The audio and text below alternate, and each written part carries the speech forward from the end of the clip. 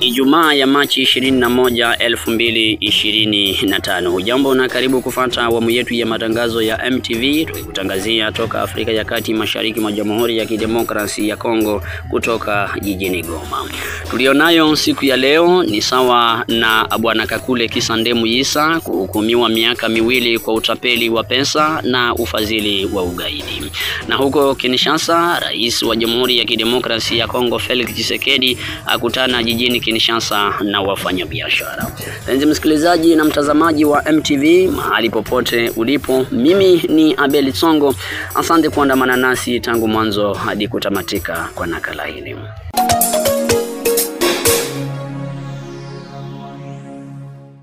Na sasa tuanzie habari zetu huko mashariki mwa Jamhuri ya Kidemokrasia ya Kongo, wilayani Beni.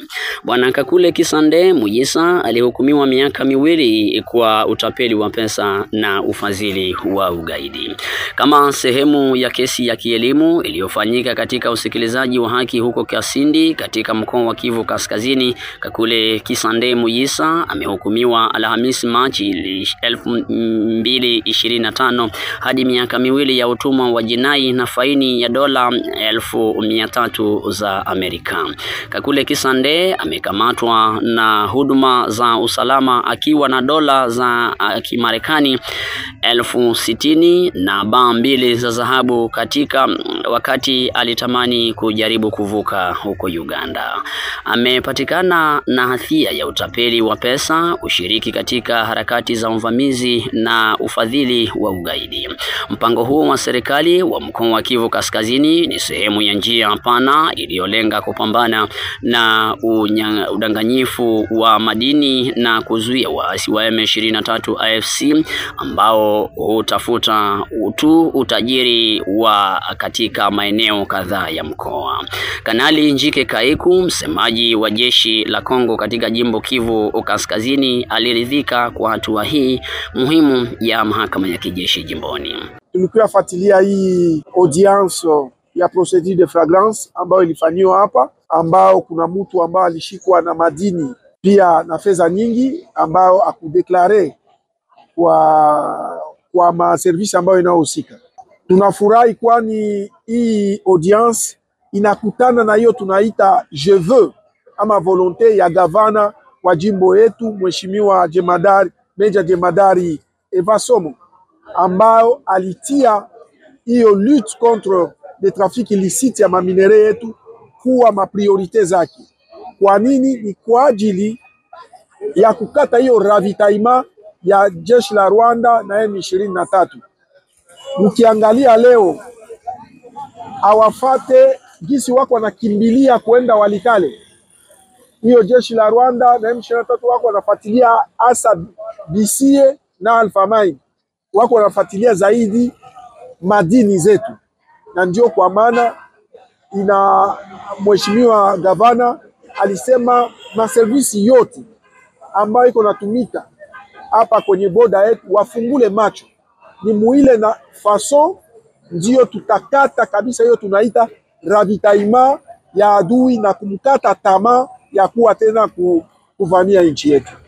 Siku chache baada ya kiongozi wa mchakato wa PDDRCS jijini na wilaya ya Beni, Omari Kavota, wa kuomba wapiganaji katika makundi mbalimbali yenye silaha kinyume cha sheria ya DRC kusalimisha silaha kabla kuingizwa katika hifadhi ya jeshi kwa ulinzi. Huseni Nembongo, msemaji wa chama cha NC kinachokusanya muungano wa Zalendo nchini DRC, akosoa maoni haya na kudokeza kwamba kuna masharti fulani kwa kukubaliana katika rada.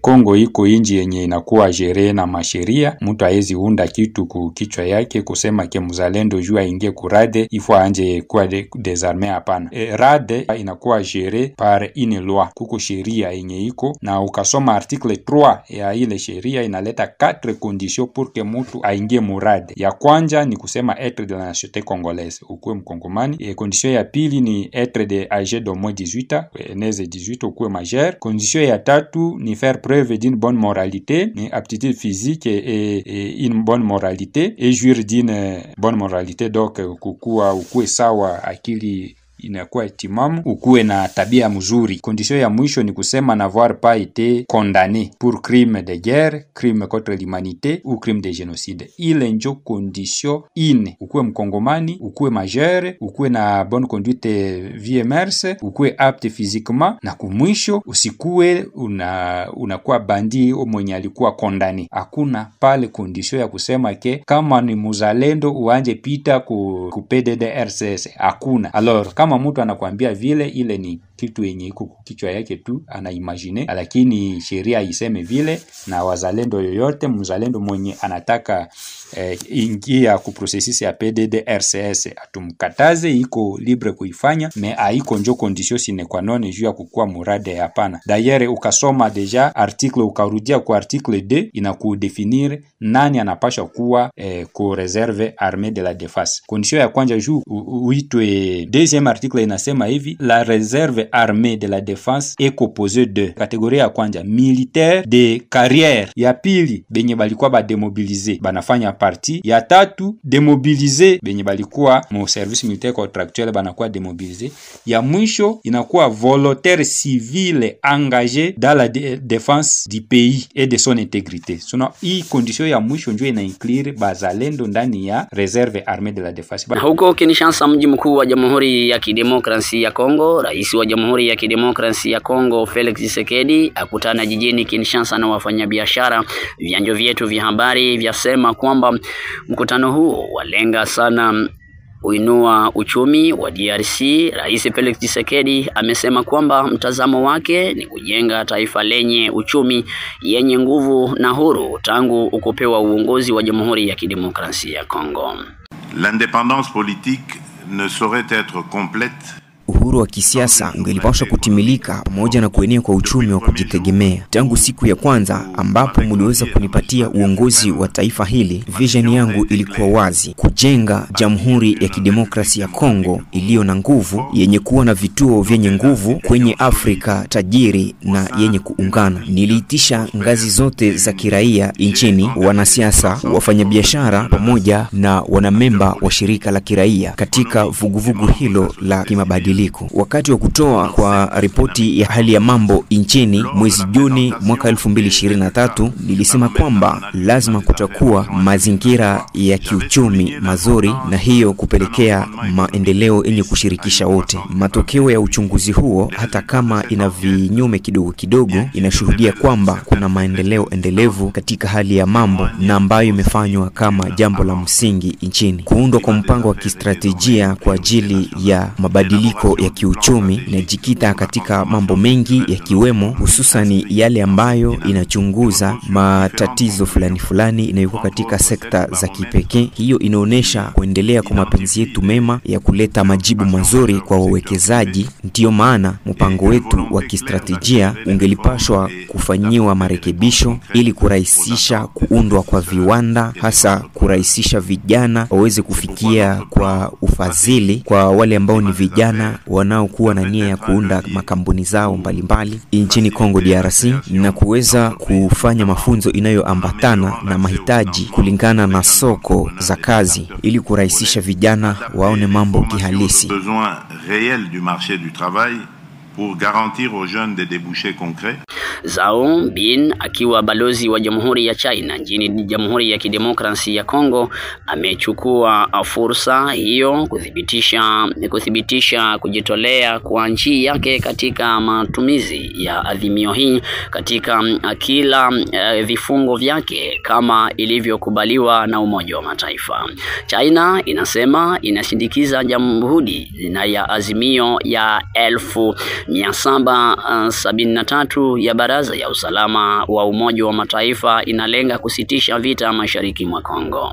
Raia kama vile wanasiasa wana mtazamo gani ikiwa bado machafuko yanaendelea Kivu Kaskazini, Kivu Kusini na Ituri hata kama azimio hiyo imewekwa? Raia huyo Mati Sibanzire anaeleza hisia zake. Kama China inasema ile mambo ya kuweza kufuatilia hiyo resolution ya Umoja wa Mataifa, ni kwamba inaangalia kuchungulia endeleo zake ndani ya Kongo, sababu ikiweza kunyamaza ni yao ndio tapoteza nafasi yake ambayo kwanza Kongo ilikuwa imeipea mbeleni. Sasa kadiri mzozo unaendelea kukua na yao kama vile partenaire vile ya DRC inaangalia sasa, ilikuwa muda ya muhimu kuweza kutia kando au wale wanaotaka kukosesha uchumi yao isiweze kuendelea ndani ya Kongo. Tunajua kama China ina uwezo yote nayo, sio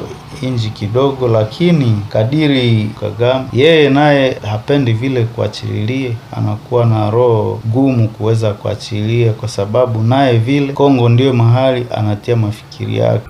Kambale Lwanzo ambaye tumekutana naye mtaani hapa vile akisema, tunaoga moja shine ni wembe, inatumika na Kongo pia inatumika na Rwanda. Inasema na soutenir RDC kwa sababu ina maendeleo mingi ndani ya nchi yetu Kongo. Kwa mfano kuchimbua horo, tubeba maminere zetu, inomba wanache ndere ku trésor public. Akiwa mwanasheria pia na mchambuzi wa kisiasa Kakule Matandiko adai kwamba hiyo ni mojawapo China huenda yatamka hayo, kwani wajitajirisha zaidi kwa uchimbaji wa madini ya DRC. Tunakuja ona shine inakuwa na maendeleo mingi sana huku kwa nchi la Kongo. Zile maendeleo zaidi sana zilipewa na gouvernement ambayo ilitoka pale ya mzee Joseph Kabila. Banapashwa kuwa na biko na kitu mule ndani yabo yenye banaficha habapendi kuionesha. Waendelee kubenefisie ku ile mambo ambayo banabenefisie kwa hiyo huku kwa Kongo. Ni sherti tu waweze wakasema vile. Kabisa kwa ndani yabo moyoni mwao habana ile nia ya kusema vita ikomeshwe katika Kongo. Unafahamu mambo la politike sio mchezo, niko mambo ambayo inasomeka kabisa miaka na miaka kwa university. Sio mchezo kabisa, na kuweza kupana shamba ambayo huku na vunia ndani hawezi ukaachilia tu vile. Ni sherti tu ujiunge na ule mwenye iko pale M23. Wakati wataweza rudi nyuma, ndipo tutaweza kukubali sema inji la shine nalo liko upande la President Felix Tshisekedi. Raia huyo ambaye kwa sasa apitia magumu katika mji mdogo wa Walikale wenye madini mengi ametoa pia maoni yake kuhusu jambo hili. Tumechoka sana na maneno kama hayo ambayo shine inatoka kusema, na nchi za mingi zimekwisha kutoa matamko kama hayo, mkiwemo Ubelgiji, mkiwemo nchi za Ufaransa, lakini hakuna suluhisho fulani ambayo imekwisha kuonekana. Hapa mwanzoni mwa wiki hii Rais wa Jamhuri ya Kidemokrasia ya Kongo alikutana na mwenzake wa Rwanda, ila hakuna mafanikio fulani ambayo tunaona kwa yale yote ambayo iko napitika. Kwa mawazo ya wakaaji na wakongomani wote kwa ujumla, tungelipendelea wanaosapoti serikali waonyeshe nia yao nzuri, kama itakuwa kijeshi, kama itakuwa diplomasia, iweze ikomeshe vita kwa namna moja ama nyingine, ili wakaaji wapate usalama wa kutosha. Kumbuka kwamba hayajiri wakati bado mzozo unaendelea mashariki mwa Jamhuri ya Kidemokrasia ya Kongo, huko waasi wa M23 wakiendelea kuchukua miji na vijiji mbalimbali katika majimbo Kivu Kaskazini, Kivu Kusini, hata kama kumewekwa na adhimio ya 2773 ya Umoja wa Mataifa inayolenga usisitaji wa vita mashariki mwa Jamhuri ya Kidemokrasia ya Kongo na China, ikiwa mojawapo ya nchi wanachama wa Baraza ya Usalama ya Umoja wa Mataifa. Mpenzi msikilizaji, natumai ya kwamba kupitia habari hizi umehabarika vya kutosha, na ni hapo ndipo unatamatisha matangazo yetu kwa siku ya leo. Kumbuka matangazo haya yanaendelea kwenye mitandao ya kijamii na tunasikika duniani kote kupitia mitandao ya kijamii na redio wa shirika. Unaweza kutembelea tovuti yetu ya www.malivikanews.com, na kwa niaba ya waandaji wa matangazo haya, mimi ni Abel Songo. Kwa heri ya kuonana.